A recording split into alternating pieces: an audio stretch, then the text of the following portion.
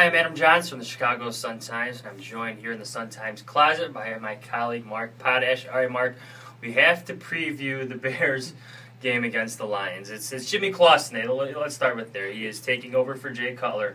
Let's face it, he is the big story in this one. It's actually going to be, I think, a very interesting game to watch, Adam, because I want to see how the Bears react. I mean, Mark Trestman made this change looking for a spark, and the way the offense played last week against the Saints, they had no spark at all. So there's definitely something he needs. The question is this going to be a positive or negative thing for the offense? I don't know how they really feel about this change. I think some people are kind of aligned with Cutler and kind of disappointed that he made the change.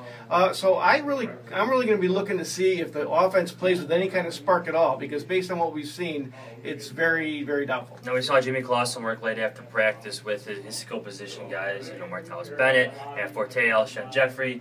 There's other receivers, Marquise Wilson and Josh Morgan, running over their routes, their Jimmy Clausen's progressions.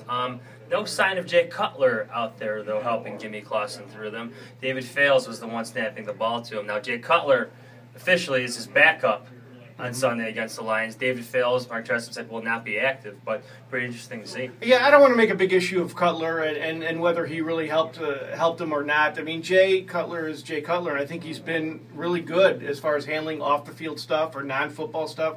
So that really doesn't concern me. I think the one thing that will be interesting to see is just how efficiently Jimmy Clausen can run this offense on short notice. I think actually he could probably be pretty good because I think he has a good idea of read progressions and the way you're supposed to play quarterback in this offense that allows you, like Josh McCown last year, to make big plays without making big mistakes. The question is, I know he can do it. The question is, can he do it against the number 1 or number 2 defense in the NFL and on short notice? So I don't know if we can make any judgments from this game, but if he plays well, that'll certainly be very interesting looking at the next year. And it's worth pointing out, you don't know how much Jimmy Clausen is really going to have the ball, because for as much as we rag on Jay Cutler for whatever reason, in his defense, and I'm going to defend him a little bit here, is that he hasn't gotten any help from his defense. He's had to play catch up a lot. He's had to do a lot of different things to keep his team involved, active in these games, whether he's pressing a little bit, I don't know.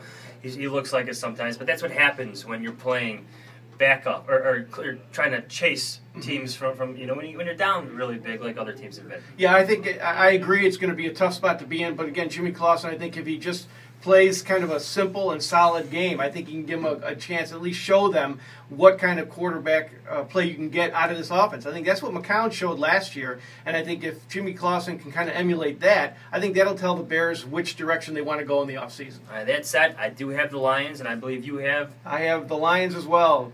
It's hard to pick the Bears these days. For the Sun-Times, he's Mark Potash. I'm Adam Jahns. Stay with SunTimes.com for all our Bears coverage.